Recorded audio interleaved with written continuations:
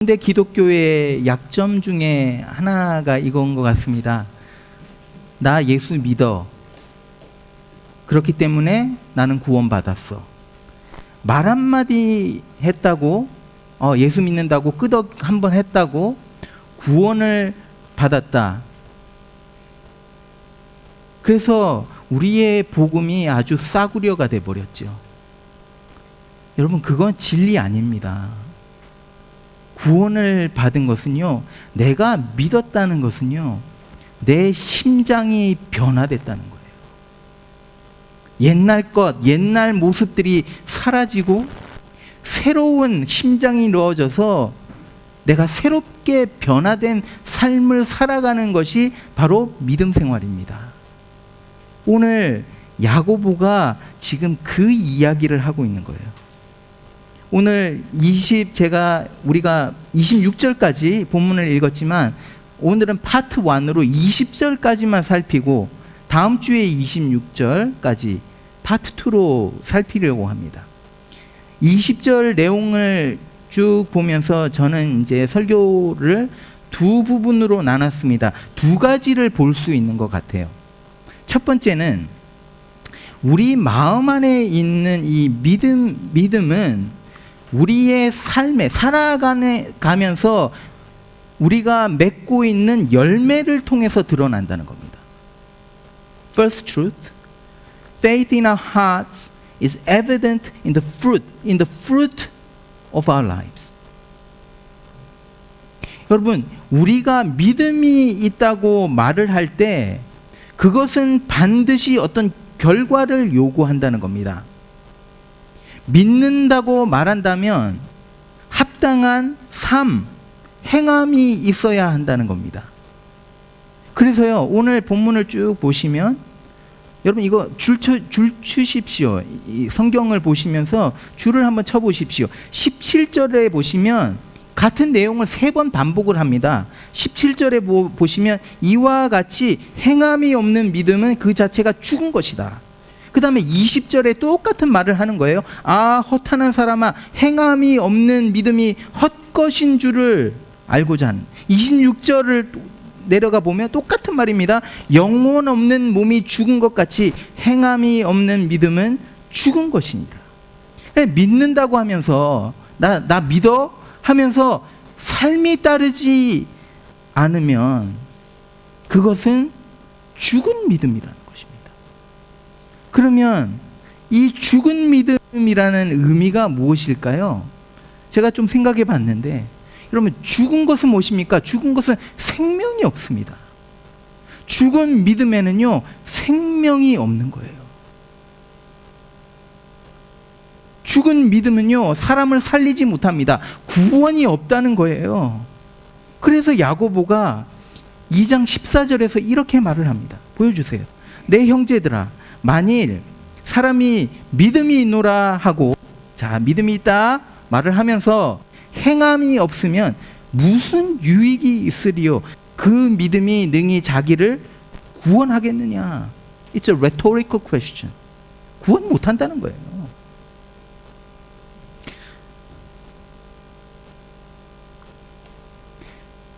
야고보가 지금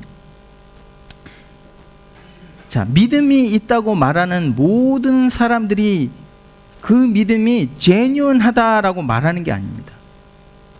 정작 그렇게 말하는 많은 사람들 중에 사실은 믿음이 없다는 거예요. 그 안에 스스로를 속이는 거예요. 여러분, 우리가 우리 자신을 속일 때가 굉장히 많습니다. 그 중에 하나가 내가 예수를 믿는다라고 스스로 속인다는 거예요. 믿음이 없으면서 내가 믿음이 있는 것처럼 착각을 한다는 겁니다. 그러면 내가 믿음이 있는지 없는지 어떻게 여러분 우리가 알 수 있습니까? 야고보는 뭐라고 말을 하면 그 열매, fruit을 보면 알 수 있다라고 말을 합니다. 그래서 내가 삶을, 일상을 어떻게 살아가는지 매일매일의 내 삶을 쳐다보면 여러분 그걸 보면 알 수 있다는 거예요. 예수님도 비슷한 말씀을 하십니다. 그 사람을 알려면 열매를 보면 안다 하시면서 뭐라고 하시냐면 좋은 나무가 나쁜 열매를 맺지 못하고 나쁜 나무가 좋은 열매를 맺을 수 없다. 마태복음 7장 16절에서 20절 말씀의 요약입니다. 지금 여러분, 우리가 이제 쭉 어디 가다가 자 이제 사과가 막 이제 맛있게 빨갛게 열려 있는 이제 거를 보잖아요. 그러면 그 나무를 가리켜서 뭐라고 합니까? 어려워요, 이 문제가? 사과나무라고 하지 않습니까? 왜 우리가 그걸 사과나무라고 부릅니까? 사과가 주렁주렁 맺혀 있으니까 사과나무라고 그러는 거예요. 믿음도 똑같습니다, 여러분. 간단한, it's simple, very simple. 열매를 보면 그 사람이 믿음이 있는지 없는지 알게 된다는 거예요. 이것을 다른 말로 하게 되면 믿음의 열매가 내 삶에 없다면 어쩌면 그 믿음은 가짜라는 거죠. 지금 야고보가 하는 말이 이런 열매들 때문에 우리가 구원을 받는다라고 말하는 게 아닙니다. 내가 뭐 착하게 살아서 선을 많이 베풀고 사람들에게 베풀고 행해서 내가 그래서 구원받을 자격이 되고 어떤 기준에 이르게 된다라고 말하고 있는 게 아닙니다. 야고보가 말하는 게 뭐냐면, 그 말의 핵심은 뭐냐면, 우리 안에 믿음이 있다면, if our heart has been transformed, 내 마음에 변화가 일어났다면, 그래서 뭐가 중요한지 가치관이 바뀌고 내 생각이 바뀌고 살아가면서 자연스럽게 믿음의 열매가 맺히게 된다는 거예요. 억지로가 아니라. 그러면서 이제 야고보가 예를 들어서 설명을 합니다. 이렇게 보여주십시오.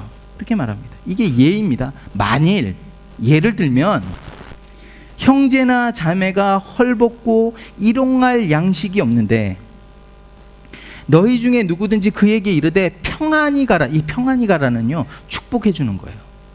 그러니까 목사가 뭐 성도님들을 막 축복하듯이 축복해 주는 겁니다. 축복해 주는 거예요. 좋은 거예요. 그런데 그냥 말로만 축복합니다. 평안히 가라, 덥게 하라, 배부르게 하라 하며 그 몸에 쓸 것을 주지 하면 무슨 유익이 있으리요? 지금 이 예가 어떤 의미입니까, 여러분? 자세히 보십시오. 이 예가 지금 무슨 말을 하는 겁니까?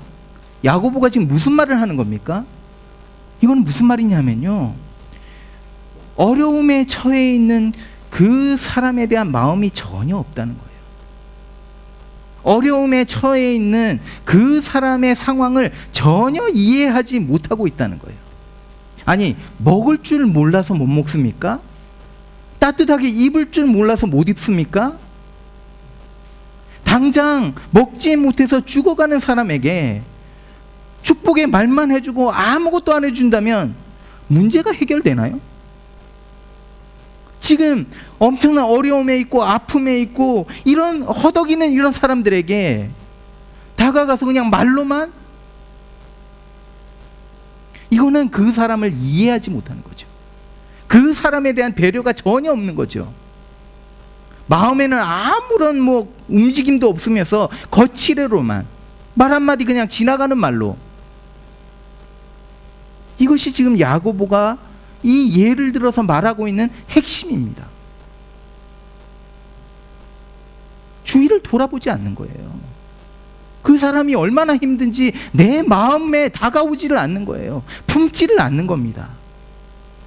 여러분, 이 시대를 제가 이렇게 쭉 보면서 느끼는 게 있습니다. 이 시대. 여러분, 이 시대, 우리 사회의 중심이 뭔지 아세요? 개인주의, 인디비주얼리즘.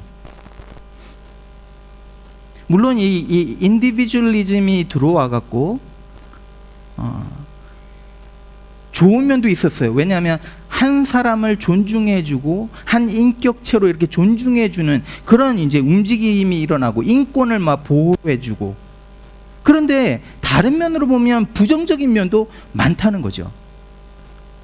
몇십 년 전까지만 해도 이 패밀리라는 개념이 이 커뮤노, 공동체적이었습니다. 그래서 이 패밀리라는 이 개념은 할아버지 할머니도 계시고 아빠 엄마 있고 아이들 있고 손자 손녀 있고 그뿐만이 아니라 친척들도 옆에 있고, 그래서 커뮤널 소사이티를 이루어서 살아가는 것이 이게 바로 패밀리의 개념이었어요. 그런데 인디비주얼리즘, 이 개인주의가 들어오면서 이게 점점 사라지는 겁니다. 그러면서 패밀리가 점점 작아지지요. 이제는 내 가족만, 엄마 아빠 자녀들, 내 가족만이 가족인 거예요. 거기에만 포커스가 됩니다. 내 새끼만 아는 거죠. 그러면서 이 인디비주얼림이 우리 소사이티에 들어오니까 어떻게 됩니까? 이 컸던 커뮤널한, 이게 제 생각에는 하나님이 원하셨던 그런 패밀리의 모습입니다. 커뮤널. 그런데 이게 점점 작아지면서 핵가족이 되고, 그 다음에 지금 어떻게 되어가고 있습니까? 뭐라고 해야죠? 1인 가구? 1인 가구? 한 명이 혼자서 살아가는 가구들이 많아진다는 거예요. 이거 절대 우연 아닙니다, 여러분. 그러니까 사람들이 어떻게 됩니까? 지극히 자기 중심이 되는 거예요. 다른 사람 어떻게 됐든지 상관이 없는 거예요. 그래서 길 지나갈 때도 여러분 막 싸우잖아요. 둘이서 한 사람이 막 맞고 있어요. 막 죽을 만큼 맞고 있는데도 지나가던 사람들이 말리지 않습니다. 제가 일본에 살면서 특히 이런 거 많이 봤어요. 일본 사람들은요, 뭐 옆에 있는 사람들 관심이 없습니다. 옆에 누가 사는지도 몰라요. 그러면서 나만 배부르면 되고, 내 가족, 내 새끼만 편안하고 잘 살면 되고, 내 등만 따뜻하면 되고, 나 중심. 그러니까 다른 사람에 대한 존중이 사라지는 거예요. You are you, me, I am I. 이 시대가요, 사람들을 이렇게 만들어 버렸고, 점점 이 현상은 더해져 갈 겁니다. 이런 시대를 살아가는 우리에게 야고보는 주위를 좀 살피면서 살라고 말하고, 내 삶에만 그냥 들어가서 집중하지 말고, 나만 생각하는 그런 이기적인 모습이 아니라 눈을 좀 들어서 내 주위를 좀 살펴보라는 거예요. 바로 이게 믿음의 사람의 모습이라는 거예요. 제가 이번 주에 이제 말씀 준비를 하면서 묵상 중에 이거를 깨달아서 또 깨닫게 돼요. 하나님의 은혜가 얼마나 큰지, 제 삶에 하나님이 부어주신 이 자비하심이 얼마나 큰지, 얼마나 이 은혜를 누리면서 지금 살고 있는지. 믿음의 가정에서 제가 태어나서 쉽게 그냥 복음을 전할 수 있게 되고, 또 예수님, 이렇게 좋은 예수님 만나고, 그러면서 지금까지 복을 누리면서 살아온 것이 얼마나 큰 은혜인지 모르겠어요. 그러면서 살아오면서 세상에서 누릴 것 많이 누리면서 살았습니다. 얼마나 많이 부어주셨는지. 부족함이 없었습니다. 오늘도 이 시간에도 굶어 죽는 사람들이 이 세상에 그렇게 많은데, 진짜로 배고픈 것이 무엇인지 지금까지 저는 알지 못해요. 진짜로 배고픈 것이 뭔지 저는 아직 경험하지 못했습니다. 여러분 생각해 보십시오. 하나님께서 여러분들에게 부어주신 것들이 얼마나 많습니까? 그렇게도 많은데 우리는 부족하다고. 그래서 찬송가 가사에 이런 고백을 하지 않습니까?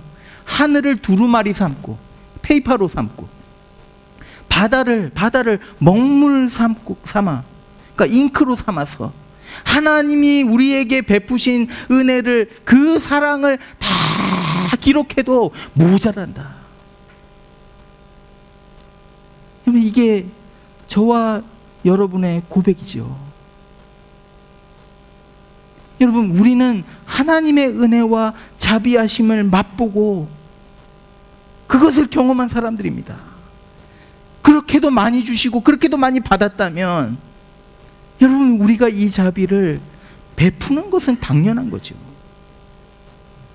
나 자신만 생각하는 것이 아니라 옆에 힘들어하는 사람, 넘어진 사람, 마음에 상처가 있는 사람, 가난한 사람, 배고픈 사람, 어려운 사람 도와주는 것, 자비를 베푸는 것, 이게 바로 믿음의 사람들이라는 거예요.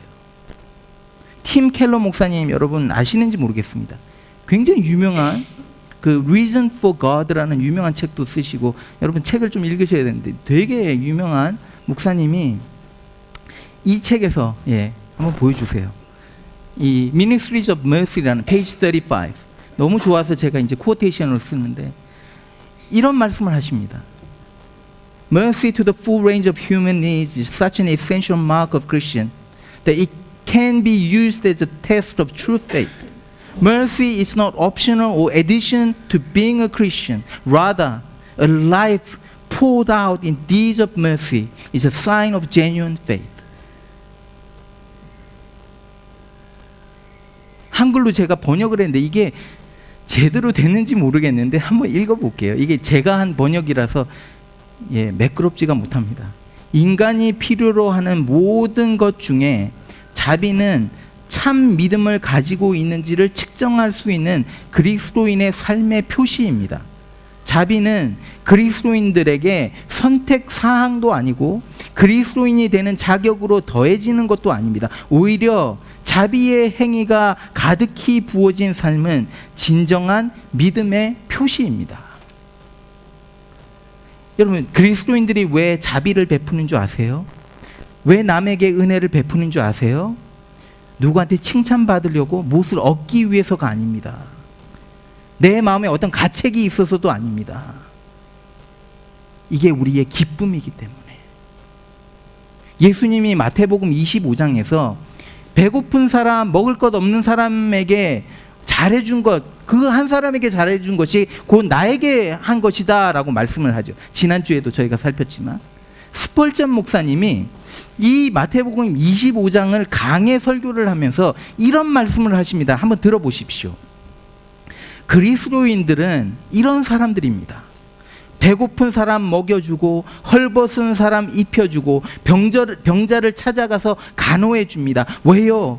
예수님 때문에.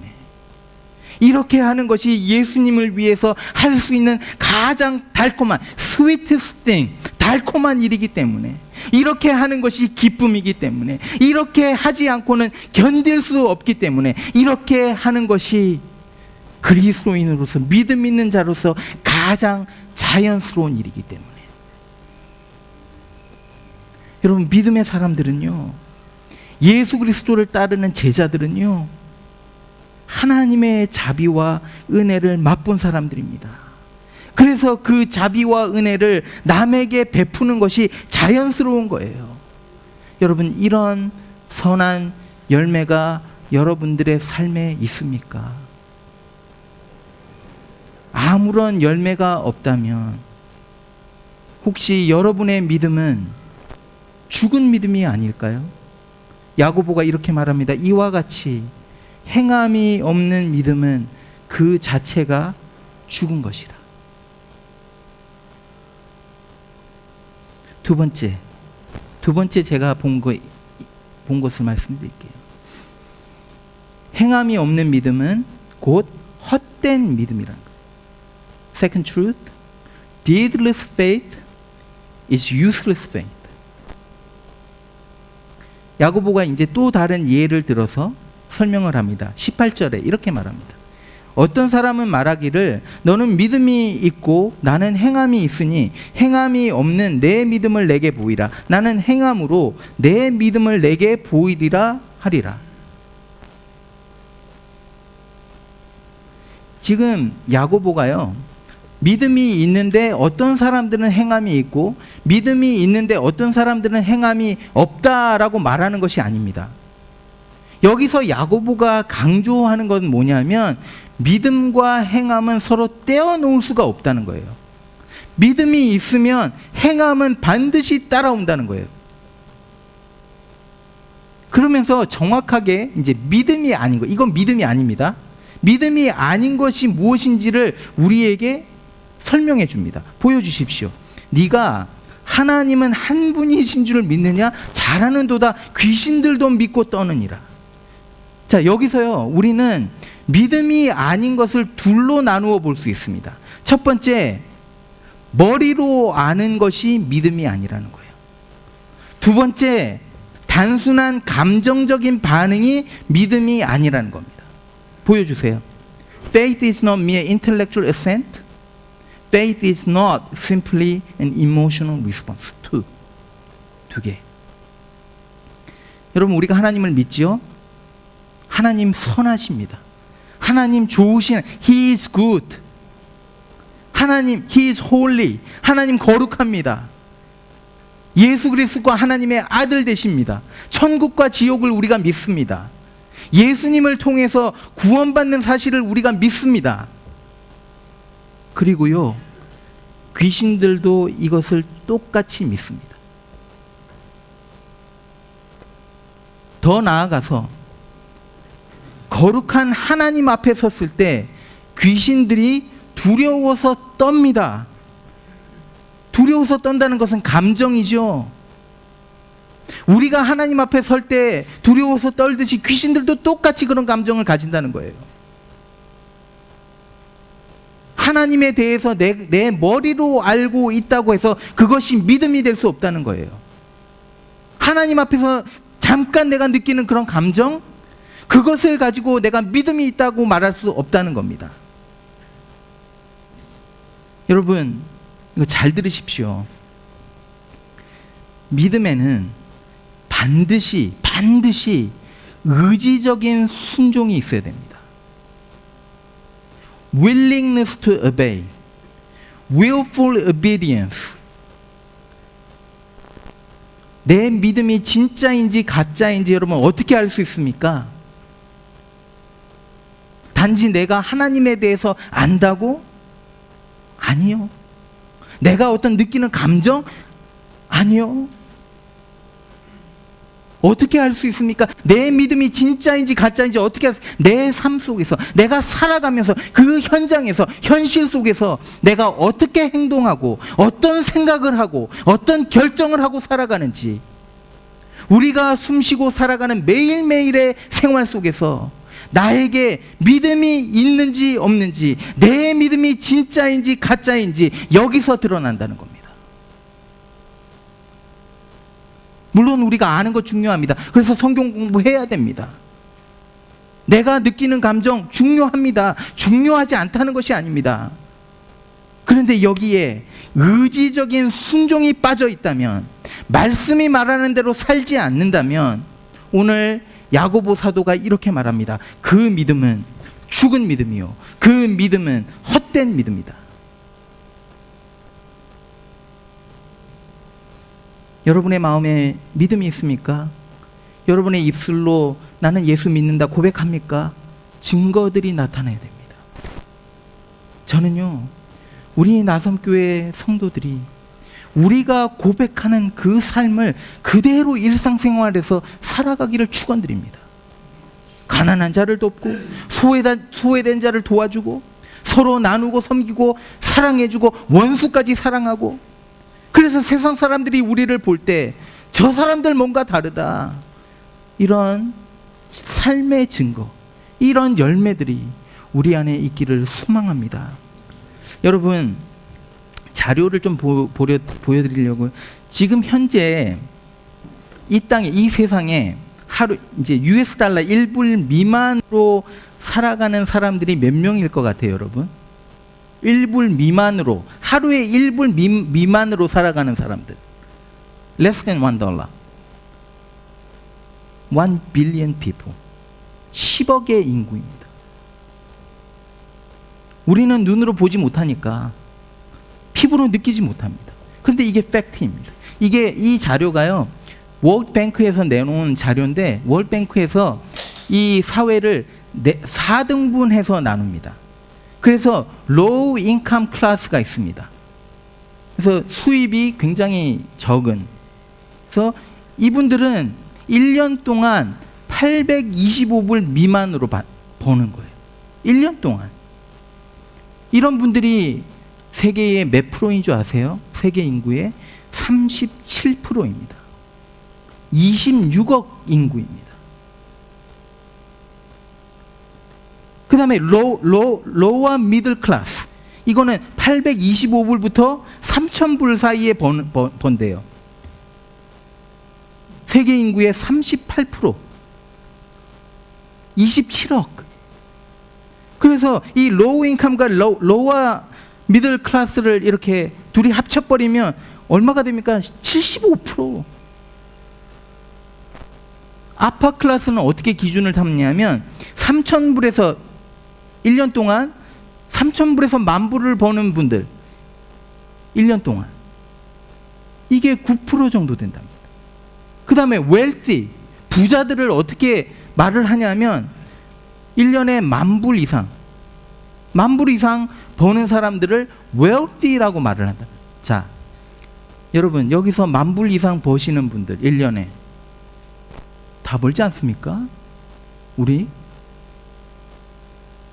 1년에 수입이 25,000불이 되면요 톱 10%래요.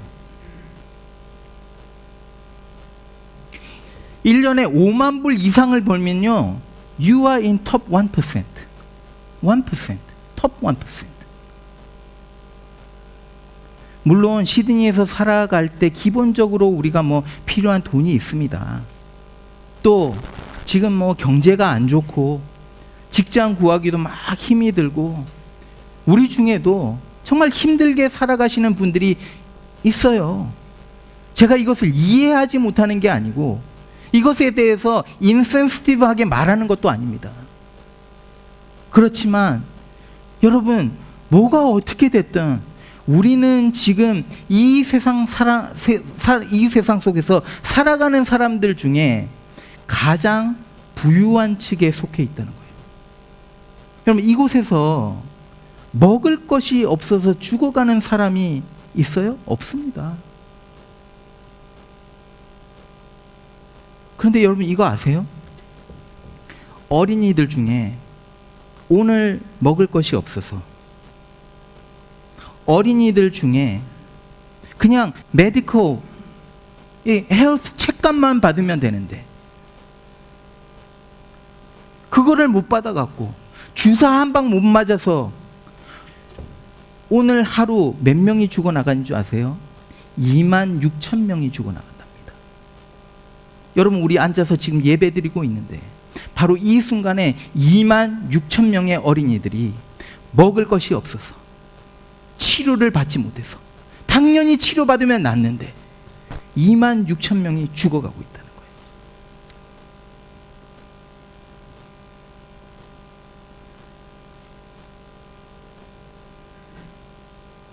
여러분 우리에게 넘치게 주시지 않았습니까? 그런데 맨날 부족하고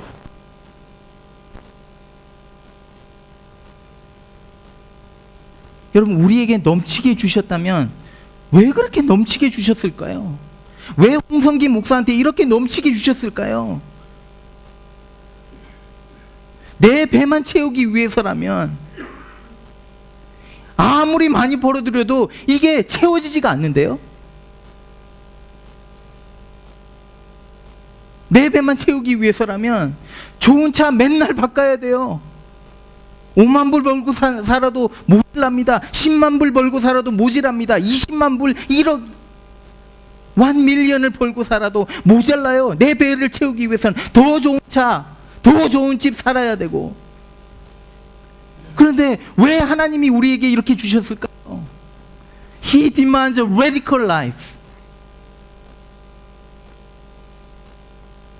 레디컬한 삶을 지금 주님이 요구하신다는 거예요. 저도요 이게 바뀐 지가 얼마 안 됐습니다.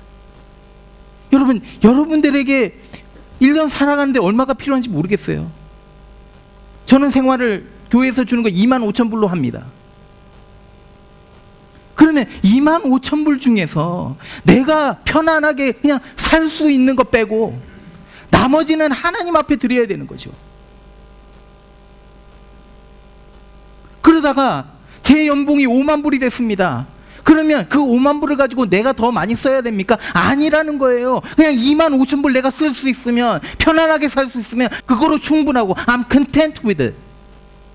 그래서 그 나머지는 왜 주십니까? Let it flow, let it flow. 여러분, 성경에서 축복의 개념은요, 내가 그냥 받아들이는 게 축복이 아닙니다. 성경에서 축복의 개념은 내가 받아서 그 축복이 흘러가는 것이 축복입니다. 이것이 오늘 예수님이 저와 여러분에게 요구하시는 레디컬 삶인 거예요. 저 솔직히 그렇게 못 삽니다. 그렇지만 그렇게 살려고, 그렇게 마음 먹으려고 정신을 그렇게 가지는 거예요. 어디까지? 내 생명을 내어줄게. 왜? 예수님이 그렇게 하셨으니까. 예수님이 자기의 생명을 내주시기까지 그렇게 희생하시면서 우리에게 은혜를 베푸시고 자비를 베푸셨으니까 그 은혜를 받은 우리가 그렇게 하는 것이 당연한 거라는 거예요. 이게 바로 믿음의 사람, 예수 그리스도의 흔적을 가진 사람입니다. 여러분, 이런 찬양 가사가 있습니다. 내 입술에 찬양의 향기가, 내 두 손에는 주를 닮은 그 희생적인 섬김이 나의 삶에, 내 인생 속에서, 내가 살아가는 그 걸음 속에서, 현실 속에서 예수 그리스도의 흔적이 남게 해 주십시오. 여러분, 이게 저와 여러분에게 요구되는, 오늘 예수님이 요구하시는 레디컬 삶입니다. 여러분, 이런 삶을 우리가 살아가기를 축원드립니다.